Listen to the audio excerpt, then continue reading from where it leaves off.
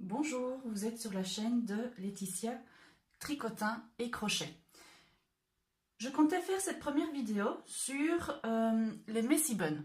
Donc les messy buns, c'est un bonnet, tout à fait normal, mais avec un trou au-dessus pour vous permettre de faire passer une queue de cheval, un chignon ou autre. Voilà. L'avantage du messy bun, c'est que contrairement à un bonnet différent, un bonnet traditionnel, il ne va pas remonter si votre enfant ou vous-même avez un chignon, une queue ou autre, il ne va pas bouger parce qu'il n'y aura pas cette pression due à la coiffure.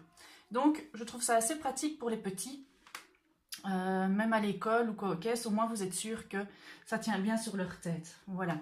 Donc ici, j'avais envie de le faire avec la même laine que celui-ci, mais sans toutes ces fioritures. Je voulais vous le montrer de manière plutôt basique. Voilà. Donc ici, vous voyez, il y a des oreilles qui ont été faites au crochet, avec petite cordelette. Il y a une petite garniture comme ça, une petite spirale avec un petit bouton. Mais tout ça, je ne vais pas vous le montrer maintenant. Donc ici, vous voyez, il y a deux types de laine différents. Celui-ci, c'est un messy bun aussi, mais je l'ai doublé parce que c'est une laine qui est très fine. Donc, c'est-à-dire que là, j'ai fait un travail de 17 cm x 2 pour le replier et qu'il soit plus épais. Donc là, c'est un basique, mais avec un bord au crochet. Voilà. Ce que je vais certainement faire pour cette laine aussi. Maintenant, l'avantage de cette laine, c'est qu'elle est vraiment épaisse. Par exemple, ici, j'ai doublé jusque là, et là, je l'ai fait, je vais dire, normal. Donc, ici, ce que je vais faire, je vais le faire vraiment basique avec juste une couche. Voilà. Maintenant, peut-être que par la suite, je ferai peut-être bien deux couches. Je verrai en fonction dans la continuité de la vidéo, ce que je déciderai. Voilà. Donc, ce dont vous aurez besoin, c'est très simple. Tout d'abord, votre tricotin. Donc ici, c'est le Prime Maxi. Donc c'est un tricotin semi-automatique qui compte 44 picots. Il est pratique. Maintenant, j'avoue que celui-ci a quand même pas mal vécu. Et j'ai pu remarquer hier en faisant un poncho, dont je suis occupée à faire la vidéo aussi et je vous montrerai. Par exemple, ici, le petit crochet 22 commence doucement à ne plus aller fort bien. Voilà. Donc, ici, vous verrez que sur votre tricotin, vous avez deux manières de travailler. Vous avez le travail en rond, et vous avez le travail en plat. Donc ici, pour le bonnet, ben, évidemment, je vais travailler en rond. Maintenant, vous pourriez très bien travailler en plat pour faire un bonnet beaucoup plus large, parce que c'est vrai que ma fille a 2 ans et demi, mais le bonnet en lui-même, avec ses 44 picots, il ne faudrait pas qu'elle ait une tête plus large, quoi. Maintenant, vous pourriez très bien travailler en plat pour faire une longueur de laine que vous pourriez ressouder par l'arrière et faire un petit truc pour cacher ou quoi aux caisses. Et à ce moment-là, vous pourrez faire quelque chose d'adapté à la tête. Voilà. Mais bon, ici, elle n'en a pas encore besoin. À mon avis, ça sera pour dans pas longtemps. Donc, vous avez l'option à travailler à plat ou en rond. Vous avez le petit anneau qui sert à tendre le fil. Personnellement, j'aime encore bien l'utiliser. Et vous avez le guide fil. Donc, pour vous repérer, vous avez la petite aiguille bleue. Ici, comment est-ce qu'on fait pour monter un travail? Alors, je vais d'abord trouver le bout de ma pelote. Donc, moi, je prends toujours à l'intérieur. Comme ça évite à la pelote d'aller dans tous les sens. Et puis, malgré tout, ça permet d'avoir une certaine... Donc, vous faites un tour de crochet. Pour le crochet bleu, c'est le premier. Vous n'allez pas prendre le second crochet. Vous allez prendre le troisième, pas le quatrième. Vous allez prendre le cinquième. Et ainsi de suite, vous allez faire des zigzags. Tout comme, non, le tricotin manuel, c'est pas automatiquement comme ça. Donc, voilà, vous allez faire ça jusqu'au bout. Je ne vais pas trop vite, comme ça vous voyez. J'espère que vous verrez bien la vidéo. Voilà, donc vous êtes de retour à l'aiguille bleue, donc votre aiguille première. Vous mettez le fil pour le tendre et hop, vous y allez. Et vous travaillez comme ça en rond jusqu'à atteindre les centimètres désirés. Donc ici, contrairement à la DIC et à un autre tricotin semi-automatique, vous n'avez pas le contour. Donc à ce moment-là, il y en a qui vont travailler à la balance, je veux dire ça comme ça. Donc ils mettent la pelote sur la balance et en fonction d'un certain gramme, ils arrêtent parce qu'ils savent que c'est bon. Personnellement, je préfère travailler au mètre, étant donné qu'il n'y a pas de contour. Je trouve que c'est quand même malgré tout plus précis au mètre à ce moment-là. Donc, je ne vous ai pas dit, vous avez besoin de votre tricotin, de votre pelote, bien entendu. Ici, par exemple, c'est de la tweed. Je trouve qu'elle est vachement bien faite pour tout ça. C'est du 5-6. Et franchement, vous n'êtes pas obligé de doubler, quoi. Franchement, elle est super chouette. Elle est super épaisse, elle est chaude. Donc, votre tricotin, votre pelote, votre mètre, votre coupe-fil, votre aiguille, bien entendu, pour refermer votre ouvrage, et un petit crochet au cas où les mailles sautent, vous savez, allez les rechercher plus rapidement, plus facilement. Donc, il faut toujours veiller à ce que le fil soit vraiment bien pris dans l'appareil. Parce qu'en fait, ici, dans le guide fil, par exemple, vous avez une espèce de U qui permet au fil de sortir. Et vous avez comme des crochets, pouf, vous avez des petits crochets sur les bords. Il faut bien veiller à ce que le fil soit pris en dessous du crochet. Il faut vraiment qu'il soit bien emboîté dans le guide. Parce que sinon, à ce moment-là, ça ne permettra pas de bien diriger le fil et ça ne permettra pas au fil de rentrer dans le crochet en passant. Donc, vous voyez, hop, il est bien mis. Le crochet va prendre le fil et le fil ici, il y a comme des petits becs. Le fil va passer en dessous du bec. Si le fil ne passe pas en dessous du bec, ça voudra dire que vous aurez une maille qui aura sauté. Donc, il faut vraiment prêter attention à tout ça, quoi. Voilà. Donc ici, je vais tourner, tourner, tourner jusqu'à atteindre les centimètres désirés. Voilà. Je vous retrouve après, une fois que tout ça sera fait. À tout. Et voilà. Donc, au final, j'ai décidé de doubler le bonnet. Mais alors, étant donné que je n'avais plus de laine comme celle-ci, qui était donc la tweed de chez Zeman, qui se travaille en 5-6, j'ai décidé de continuer avec la Luxury, qui se travaille elle en 6. Et franchement, au niveau composition, si je puis dire, elle est pas mal. Il y a 69% d'acrylique, 20% de laine, 10% d'alpaga et 1% de fil métallique. Vous voyez, pour un petit côté un peu plus brillant. Donc, pour refermer, ici, donc, je vous rappelle que la première aiguille, c'est la bleue. Et pour replier un ouvrage, il vous suffit donc d'aller chercher le petit fil du bout, ça veut dire que c'est la première maille, donc l'aiguille bleue. Et à chaque maille, vous allez la passer dans l'aiguille. Vous voyez? Hop, vous passez. Hop. Vous passez. Vous passez. Je ne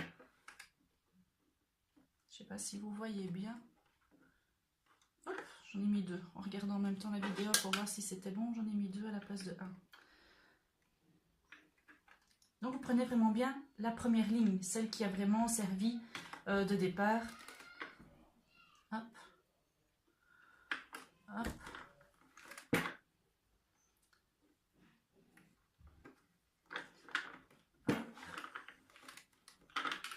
Arrivera un moment, quand vous serez au bout, ça va forcer un petit peu.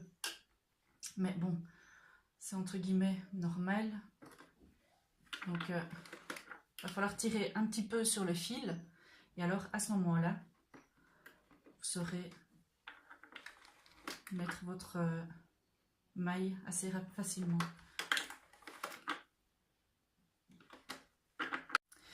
Voilà, donc vous voyez, je suis arrivée au bout. Vous avez votre aiguille bleue qui indique votre départ. C'est vrai que là, on ne voit pas très fort étant donné que la laine est bleue. Donc, vous allez voir ici, je vais essayer de tourner. Je vais refaire un tour pour sceller le travail.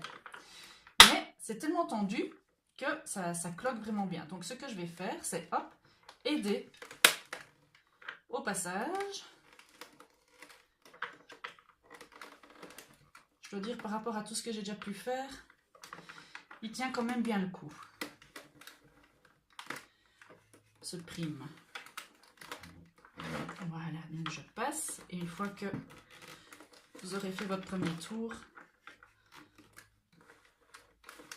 ça sera beaucoup plus facile. D'ailleurs, là maintenant, étant donné qu'on a passé le plus compliqué, ça force, mais pas comme tout à l'heure. Voilà, vous voyez? Hop, ça passe. Ah, là ici par exemple, ça n'a pas pris correctement. Je vais prendre, hops, mon crochet. Hop, je vais baisser la petite latte qu'il y a dedans. Pouch, voilà, pour bien remettre le fil à l'intérieur. Et on voit que l'autre fil qui était déjà dans le crochet repasse par-dessus pour boucler la boucle.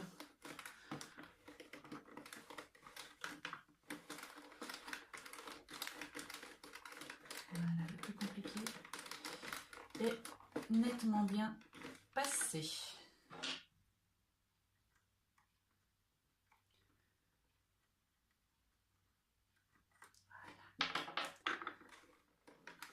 Toujours avoir un petit crochet avec vous, ça vous permet malgré tout de bien réagir au moment où il y en a besoin. Donc voilà, je suis arrivée au bout, j'ai fait mon dernier tour pour sceller. Vous voyez l'aiguille bleue. Je vais prendre une longueur suffisante pour refermer mon travail. Donc on dit normalement on fait 3 fois le tour du prime, etc. etc. Mais franchement c'est pas forcément nécessaire. C'est pas nécessaire. C'est pas que c'est pas forcément, c'est que ça ne l'est pas. Donc ici je prends une longueur malgré tout suffisante. Je coupe. Voilà. Je vais mettre ma pelote à côté. Hop. Ma petite aiguille qui est là en dessous. Donc vous voyez, hop, il a été doublé. Et le fait d'avoir changé de laine va donner aussi un effet, ce qui est pas plus mal. Je ferai une autre vidéo pour vous montrer comment on fait pour changer de laine ou de couleur durant un travail. Comme ça, vous aurez vraiment toutes les infos.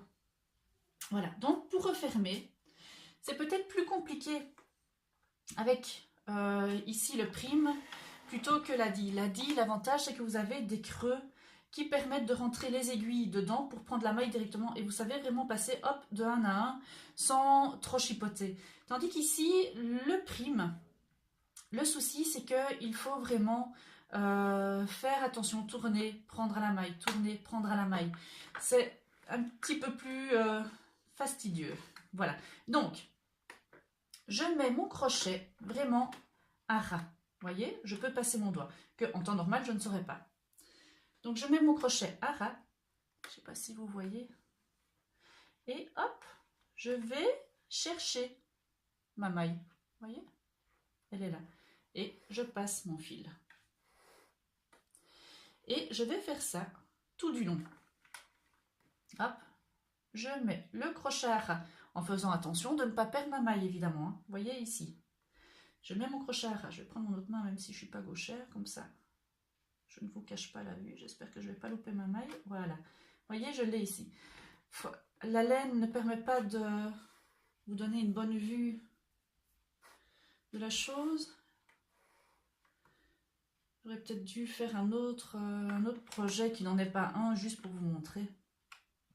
Voilà, à ras. Et, oh là là, je ne suis pas gauchère, hein. Je vais chercher ma maille.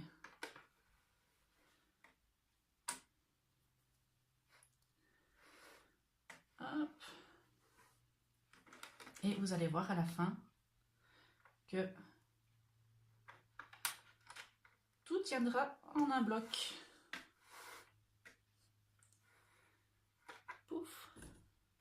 Et on continue ainsi jusqu'à ce que l'ouvrage soit détaché.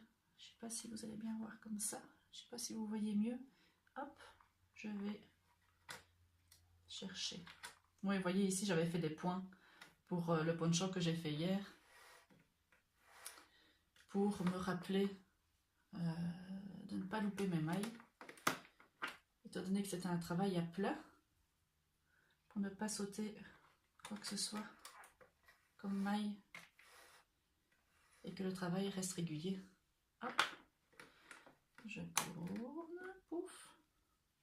Et je vais chercher ma maille dans le crochet. Hop, je tourne, crochet à ras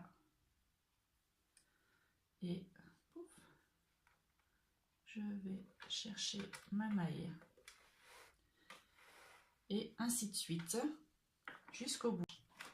Voilà. Hop. On dirait un cache-cou comme ça. Mon bonnet est fait. Donc, ici, par exemple, vous pouvez choisir un petit peu. Vous avez, comme ici, il y a deux types de laine. Il y a un côté qui est brillant, il y a un côté qui est moucheté.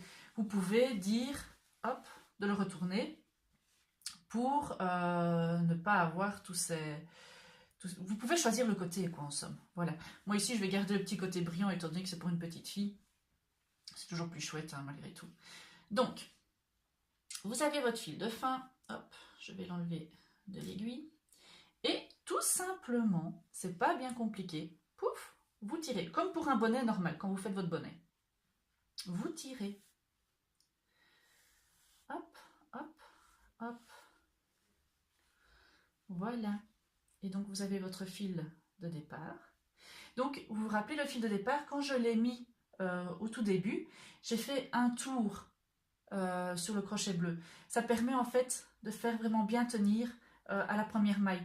Parce que sinon, vous pourriez très bien ne pas faire le tour et passer juste dans le crochet et puis continuer vos zigzags. Et ainsi, ça vous permet d'avoir les deux côtés qui glissent dans le bonnet. Ici, ma foi, je ne l'ai pas fait comme ça. Il n'y a qu'un côté qui glisse, vous voyez. Donc, un bonnet normal, vous allez tirer jusqu'au bout pour avoir cette espèce de petit effet bonbon. Et vous allez le souder comme ça et hop, votre bonnet est fait. Ici, on ne va pas faire comme ça. On va, hop, l'ouvrir un petit peu pour dire que on puisse faire passer les cheveux. Voilà. Donc ici, pour moi, peut-être encore un tout petit peu. Hop, voilà. C'est suffisant pour les queues de ma fille. Donc, ou alors, vous prenez les deux fils, vous faites un nœud. Ou alors, vous prenez le fil qui vous a servi à fermer, détacher votre ouvrage du tricotin et vous repassez, pouf, dans toutes les mailles. Voilà. Moi ici, personnellement, je ne vais pas le faire. Ce que je vais faire, hop, c'est un nœud. Voilà. Hop. J'en fais 3 pour être sûr. Maintenant, pour dire de faire quelque chose d'un peu plus girly, vous pourriez très bien faire une chaînette au crochet que vous passez dans les mailles et faire un nœud au bout qui pend à l'arrière de la tête. Les filles, en général, elles aiment bien tout ça. Et bien, ici, je ne le fais pas. Autant éviter à ce qu'à l'école, en jouant, on lui attrape et lui tire dessus, quoi. Voilà, donc, j'ai coupé. Donc, c'est bien tenu. C'est bien noué. Je vais cacher mes fils. Et l'avantage d'avoir une double épaisseur, c'est que vos fils peuvent être bien cachés. Hop, voilà. Et je vais, je ne sais pas si vous voyez, je vais passer entre les deux couches. Je ne vois pas grand chose. Pof, pof, pof. Je descends bien bas pour être sûr que mes petits brins ne sortent pas.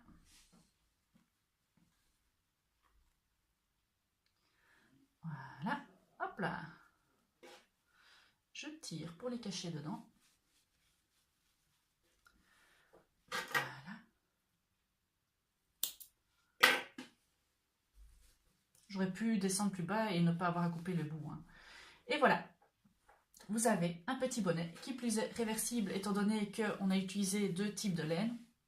Et là, vous avez le bonnet basique. Donc moi ici, ce que je vais faire pour éviter justement à la longue, au fil du temps, parce que bon, ben, les enfants, ils mettent leur bonnet, ils tirent dessus et ça se détend tout le temps. Je vais faire tout un bord de bride et au moins comme ça permet de bien resserrer le bonnet à la tête et ça permet justement à ce que le bonnet ne soit pas lâche. Donc voilà, vous avez un messy bun réversible étant donné que on a changé de pelote en cours d'ouvrage. Voilà, amusez-vous bien.